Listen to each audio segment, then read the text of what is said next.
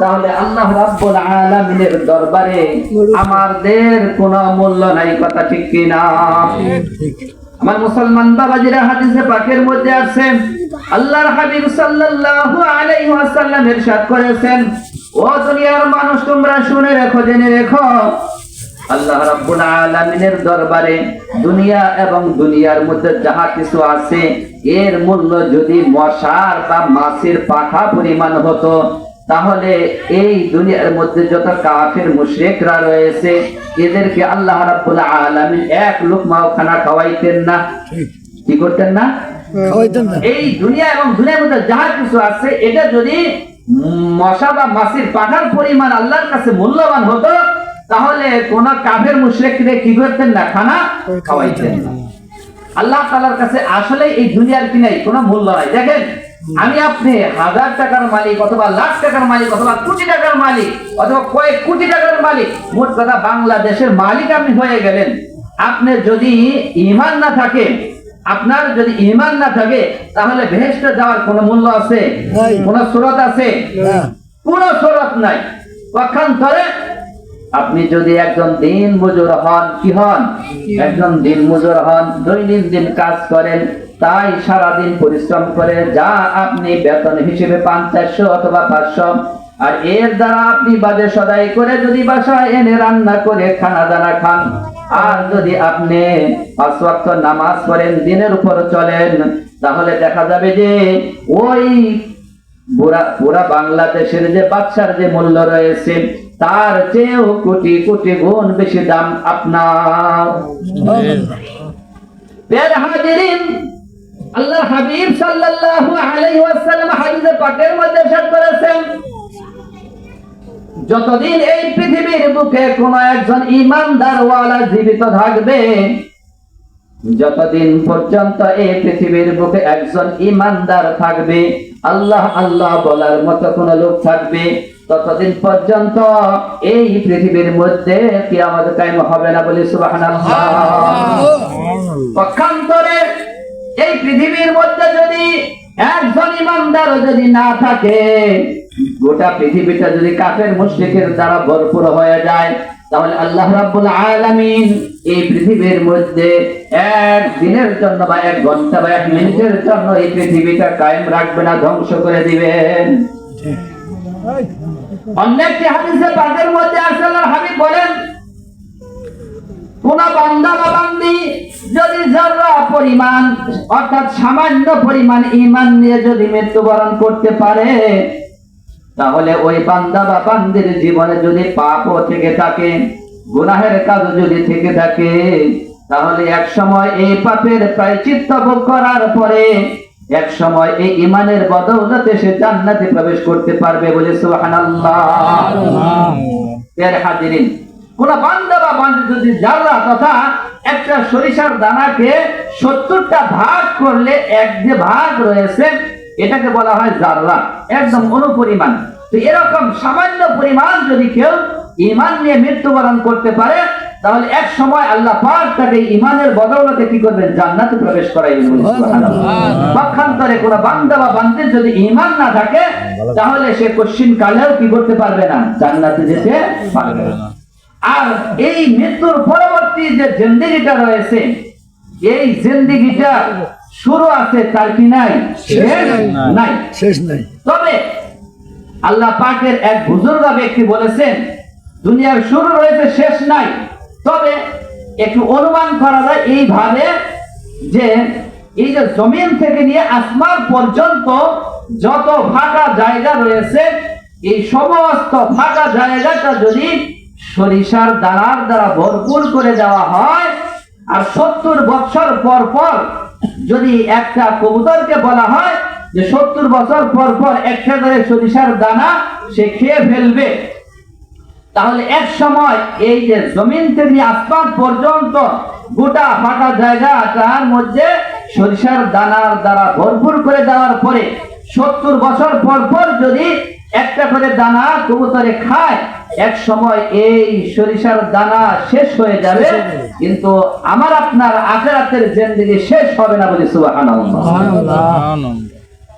হাদিস পাকের মধ্যে আছে আল্লাহর হাবিব সাল্লাল্লাহু আলাইহি ওয়াসাল্লাম ইরশাদ করেছেন, আল্লাহর কোন বান্দা বা বান্দীকে যখন জান্নাতের মধ্যে প্রেরণ করা হবে, আর যখন তাকে বলা হবে, ও আল্লাহর বান্দা বা বান্দিরে, তুমি এই জান্নাতের মধ্যে অনন্ত অসীম কাল তথা চিরকাল এখানে অবস্থান করবে, তোমার এই জান্নাতের নিয়ামত তোমার থেকে কখনো উঠিয়ে দেওয়া হবে না।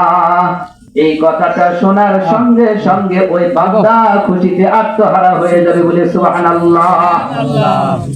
পক্ষান্তরে আল্লাহর কোন বান্দা বা বান্দীকে যখন জাহান্নামের মধ্যে নিক্ষেপ করা হবে, আর ওই জাহান্নামের যখন ফয়সালা করা হবে, তখন ওই ব্যক্তিকেও জানিয়ে দেওয়া হবে, ও আল্লাহর বান্দা বা বান্দিরে, তোমাকে যে জাহান্নামে ফেলা হইতেছে, জাহান্নামে পাঠানো হইতেছে, তুমি এই জাহান্নাম থেকে কোনদিন আর মুক্তি পাবে না।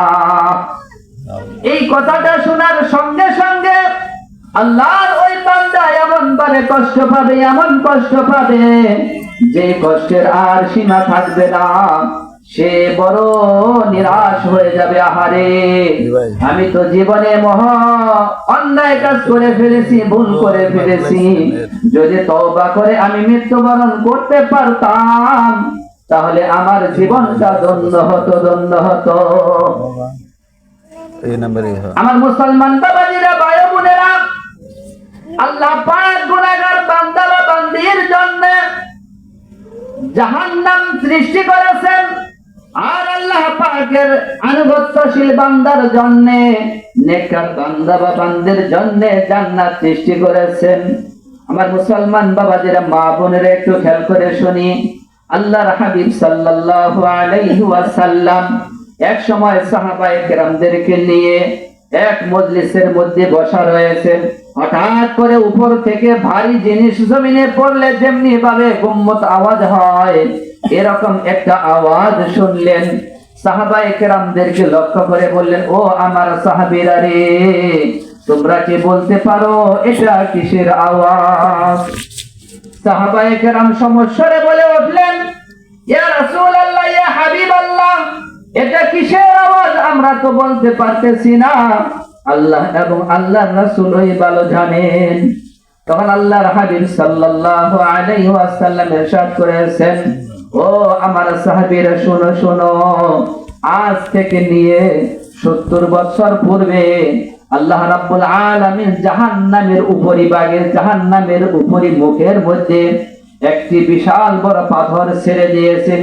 ওই পাথরটা পড়তে পড়তে পড়তে পড়তে 70 বছর পরে আজকে গিয়ে জাহান্নামের তলদেশে গিয়ে পৌঁছে গেল। জাহান্নামের গভীরতা এত বেশি যে উপরের থেকে একটা পাথর আল্লাহ পাক ছেড়ে দিয়েছেন, সেই ভারী পাথরটা জাহান্নামের তলদেশে গিয়ে পৌঁছতে সময় লাগছে 70 বছর। তাহলে চিন্তা করেন কত গভীর। এটা হলো জাহান্নামের গভীরতা। পক্ষান্তরে জাহান্নামের মধ্যে যে আল্লাহ পাক শাস্তি দেওয়ার জন্য আগুন সৃষ্টি করেছেন, এই আগুনের নমুনাটাও আল্লাহর হাবিব সাল্লাল্লাহু আলাইহি ওয়াসাল্লাম হাদিসে পাকের মধ্যে ইরশাদ করেছেন। আমার মুসলমান বাবাজিরা, মা বোনেরা, একটু খেয়াল করে শুনি। আল্লাহ রাব্বুল আলামিন জাহান্নামের যে দারোগা রয়েছে, জাহান্নামের দারোগাকে নির্দেশ দিলেন, ও দারোগা, ও দারোয়ান, এই জাহান্নামের যে আগুন রয়েছে, এই আগুনটাকে 1000 বছর এটাকে হিট দাও, তাপ দাও। এই জাহান্নামের আগুনটাকে হিট দেওয়ার পরে এ রূপ ধারণ করেছে একদম লাল টকটকে। আল্লাহ পাক আবারও নির্দেশ দিলেন, ও ফেরেশতা, আরো 1000 বছর এই জাহান্নামের আগুনটাকে আরো হিট দাও, আরো হিট দাও, তাপ দাও। এই জাহান্নামের আগুনটাকে আরো 1000 বছর হিট দেওয়ার পরে এই জাহান্নামের আগুনের রং হয়েছে একদম দবদবে সাদা। আচ্ছা, আপনারাই বলুন, লাল আগুনের হিট বেশি, তাপ বেশি, না সাদা আগুনের তাপমাত্রা বেশি? সাদা আগুনের তাপমাত্রা বেশি। আল্লাহ পাক আবার ঘোষণা দিলেন, ও জাহান্নামের ফেরেশতা, এই জাহান্নামের আগুনটাকে আরো 1000 বছর জ্বালাও। আরো 1000 বছর জ্বালানো হয়েছে, একে একে 3000 বছর এই জাহান্নামের আগুনটাকে তাপ দেওয়া হয়েছে, হিট দেওয়া হয়েছে। এরপর এই জাহান্নামের আগুনের রূপ ধারণ করেছে একদম কালো কুৎসিত। কেমন রূপ ধারণ করেছে? একদম কালো কুৎসিত। যে এই জাহান্নামের মধ্যে যে বান্দা বা বান্দিকে ফেলা হবে, ফেলানো হবে, তার চোখের সামনে যদি তার হাত নিয়ে যায়, তবু সে কি করবে না, চোখে দেখবে না, এত অন্ধকার হবে সেই জাহান্নামের আগুন। প্যারা হাজিরিন, অন্য একটি হাদিসের মধ্যে আল্লাহর হাবিব সাল্লাল্লাহু আলাইহি ওয়াসাল্লাম ইরশাদ করেছেন, কোন জাহান্নামীকে জাহান্নামের আগুনে ফেলার পরে যখন সে জাহান্নামের শাস্তি ভোগ করবে, এরপরে যদি কোনো কারণে তাকে ওই জাহান্নামের অগ্নি থেকে বের করে দুনিয়ার মধ্যে যে আগুন রয়েছে এই আগুনের মধ্যে যদি তাকে ফেলা হয়, তখন সে মনে করবে, আরে আমি মনে হয় জাহান্নাম থেকে জান্নাতে এসে পৌঁছে গেলাম। জাহান্নামের আগুন থেকে যখন তাকে বের করে দুনিয়ার আগুনের মধ্যে ফেলা হবে, তখন সে মনে করবে আমি মনে হয় জান্নাতে এসে গেলাম, এত হালকা মনে করবে। প্যারা হাজিরিন, অন্য একটি হাদিসের মধ্যে আসছে আল্লাহর হাবিব বলেন, জাহান্নামের মধ্যে সবচেয়ে কম আযাব যে আল্লাহর বান্দাকে দেওয়া হবে সেটা হলো তার পায়ে আগুনের জুতা পরিয়ে দেওয়া হবে। কি পরানো হবে? শুধু সব ভালো, কোনো শাস্তি নেই, কোনো কষ্ট নাই, শুধু পায়ের মধ্যে দুই পায়ে কি করা হবে? জাহান্নামের আগুনের জুতা পরিয়ে দেওয়া হবে। আর এর কারণে, এর তাপের কারণে তার মাথার মগজ গলে ছিটকে ছিটকে এদিক সেদিক পড়তে থাকবে, বলি নাউজুবিল্লাহ।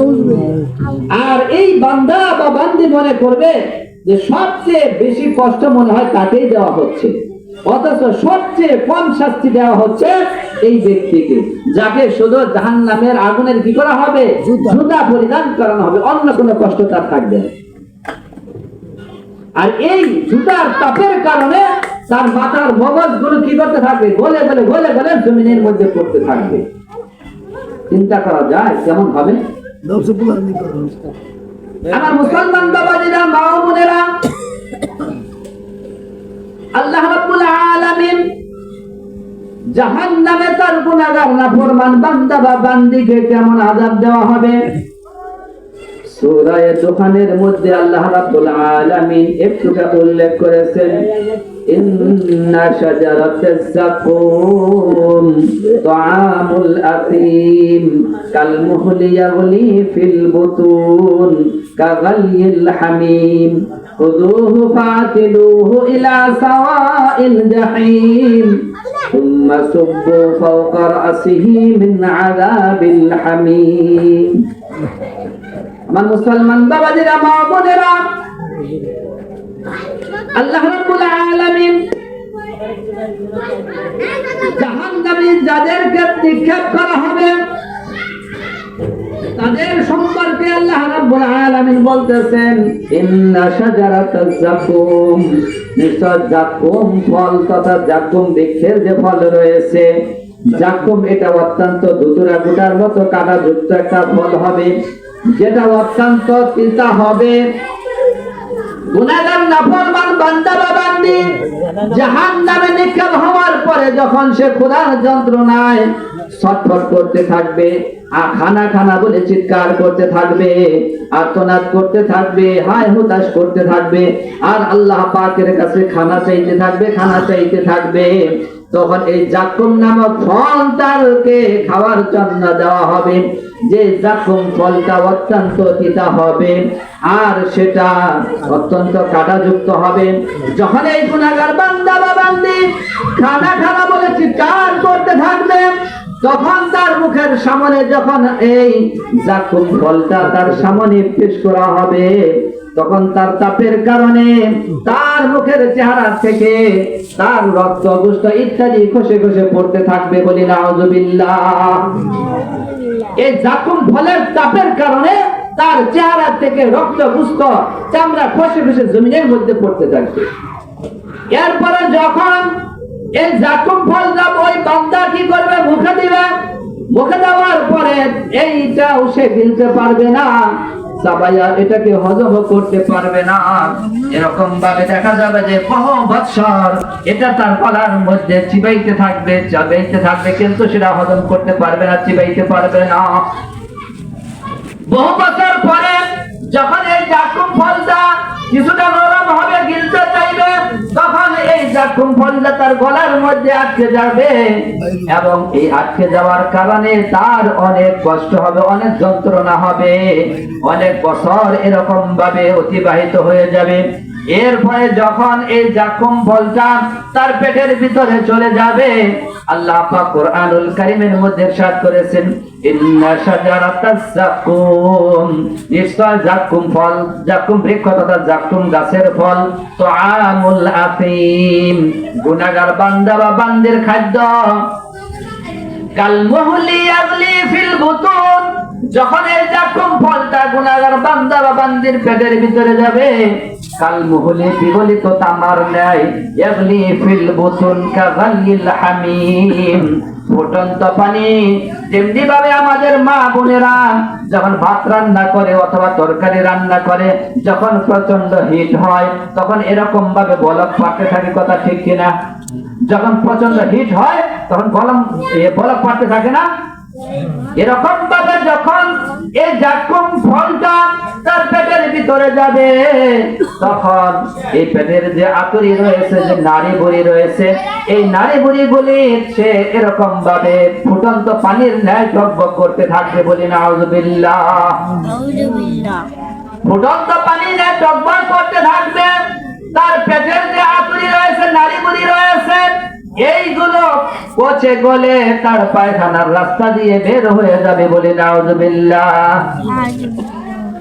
এরপরে ক্ষান্ত নয়, এরপরে আল্লাহ রাব্বুল আলামিনের পক্ষ থেকে এই জাহান্নামের ফেরেশতাদেরকে বলা হবে, ও আমার ফেরেশতারা, খুযুহু, আমার এই গুনাহগার বান্দা বা বান্দিকে ধরো, ফাগুল্লুহু সুম্মাল জাহিমা সাল্লু সুম্মা ফি সিলসিলাতিন যারউহা ৭০ যিরাআন ফাসলুকু।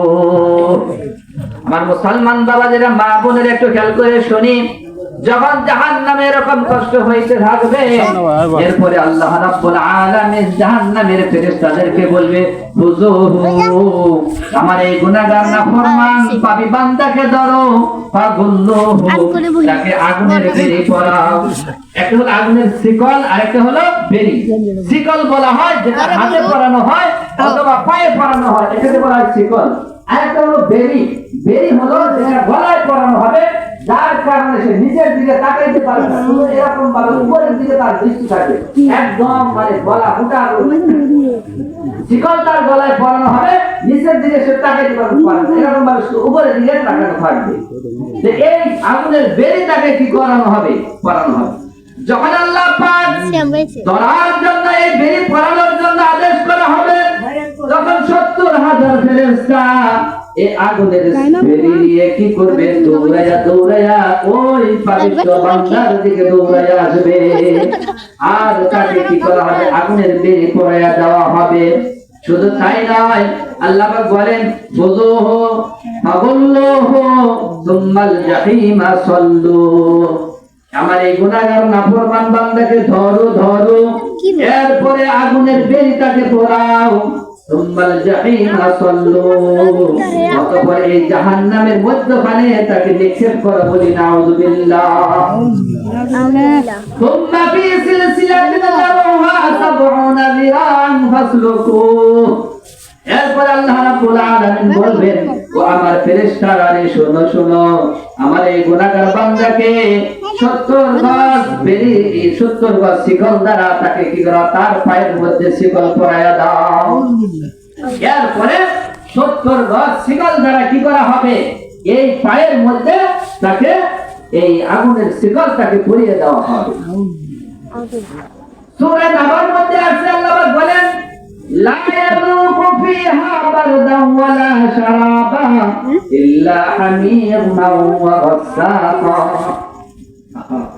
আল্লাহ বলতেছেন, ও আমার বান্দা বা বান্দি, যারা নাকি জাহান্নামে যাবে, তারা লা ইয়াযুকু ফিহা বারদান ওয়ালা শারাবা, তারা ঠান্ডা বা স্বাভাবিক পানীয় কোনো বস্তু তারা কি করবে না, পরিধান করে পান করবে না। লা ইয়াযুকু, তারা আস্বাদন করবে না। বারদান লা ইয়াযুকু ফিহা বারদান ওয়া শারাবা, তারা ঠান্ডা এবং পানীয় কোনো বস্তু তারা কি করবে না, পান করবে না, যেটা তার জন্য উপকার হবে, স্বাভাবিক হবে। ইল্লা হামিমাহু ওয়া গাসসাকা, তবে এই বান্দা বা বান্দিকে পরিধান পান করানো হবে গাসসাকা, পোষ। যারা নাকি জাহান্নামে যাবে, জাহান্নামে যারা চলতে থাকবে, কষ্টে থাকবে, নির্যাতিত হবে, এদের যে পোষ, রক্ত, চামড়া, পচা চামড়া, গলিস যে ভেন দিয়ে যাইবে, এই পোষ তাদেরকে কি করানো হবে, পান করানো হবে বলে না। ইল্লা হামিমা ওয়া গাসসাকা, তাদেরকে জাহান্নামে গরম পানি এবং কি করা হবে, পোষ পান করার জন্য দেওয়া হবে।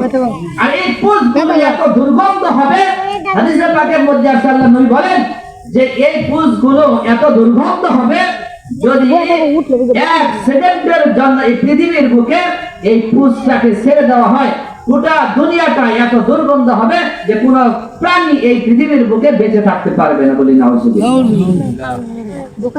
এমন হবে দুর্গন্ধ। জাযাআউ বিফাকা, এটা তাদের যে কর্ম করেছে এই কর্মের বিনিময় বা প্রতিফল স্বরূপ তাদেরকে কি করা হবে, দেওয়া হবে। প্রিয় হাজিরিন, আল্লাহ রাব্বুল আলামিন জাহান্নামীদেরকে জাহান্নামে দেওয়ার পরে তাদের জন্য স্থায়ীভাবে ঘোষণা করে দেওয়া হবে যে তোমরা এখানে অনন্ত অসীমকাল থাকবে। তারা যারা জান্নাতে যাবে তারা খুশি হবে, যারা জাহান্নামে যাবে তারা বেজার হয়ে যাবে। কিন্তু সেদিন হাজারো আফসোস করলে, কান্নাকাটি করলে কোনো লাভ হবে না। পক্ষান্তরে আল্লাহর কোন বান্দা বা বান্দী যদি এই পৃথিবীর মুখে আল্লাহ তাআলার ভয়ের কারণে যদি চোখের পানি ফেলতে পারে, তাহলে দুই এক ফোঁটা চোখের পানি তার জন্য নাজাতের ওসিলা হয়ে যেতে পারে। বলে সুবহানাল্লাহ। আল্লাহ নবী বলেন নারু আলা সালাসাতি আয়ুন, তিন প্রকার ব্যক্তিদের জন্য, চক্ষুওয়ালাদের জন্য জাহান্নামকে হারাম করে দেওয়া হয়েছে। এক নম্বর হলো আইনুন বাকাত মিন খাশিয়াতিল্লাহ, যে চক্ষু আল্লাহ তাআলার ভয়ে কি করে, কান্নাকাটি করে। ওয়া আইনুন গামাযাত আন মাহারিমিল্লাহ, ওই চক্ষু যে হারাম জিনিস দেখার থেকে নিজের চক্ষু কি করে, কন্ট্রোল করে। ওয়া আইনুন সাহিদাত ফি সাবিলিল্লাহ, আর যে চক্ষু জিহাদের ময়দানে গিয়ে মুজাহিদদেরকে পাহারাদারির দায়িত্ব পালন করে। যে চক্ষু আল্লাহর ভয়ে কান্নাকাটি করে, আর যে চক্ষু হারাম জিনিস দেখা থেকে বিরত থাকে, আর যে চক্ষু কি করে, পাহারাদারি করে মুসলমানদেরকে। এই তিন প্রকারের চক্ষুওয়ালাদের জন্য, চক্ষুর জন্য তথা চক্ষুওয়ালাদের জন্য আল্লাহ পাক জাহান্নামকে হারাম করে দিয়েছেন বলি সুবহানাল্লাহ। এই জন্য আমরা কি করব, যে আল্লাহ তাআলার ভয়ে, আমরা তো কত অন্যায় কাজ করে ফেলেছি, কত গুনাহের কাজ করে ফেলেছি, আল্লাহর কত অবাধ্যতা আমরা করে ফেলেছি, করি নাই, করেছি। এই জন্য আল্লাহর ভয়ে আমরা কি করব, কান্নাকাটি করব, খালিস দিলে তওবা করব। আল্লাহ পাক আমাদের সবাইকে খালিস দিলে তওবা করে আল্লাহ তাআলার নিকট সন্তুষ্ট অবস্থায়, ঈমানদার অবস্থায় আল্লাহ পাকের দরবারে হাজিরা দেওয়ার তৌফিক দান করুন। সবাই বলি আমিন। ওয়া আখিরু দাওয়ানা আলহামদুলিল্লাহি রাব্বিল আলামিন। অল্প সময় যা কিছু কথা বলা হলো, ইনশাআল্লাহ আমরা এর উপর আমল করার জন্য চেষ্টা করব। আল্লাহ পাক আমাদেরকে তৌফিক দান করুন।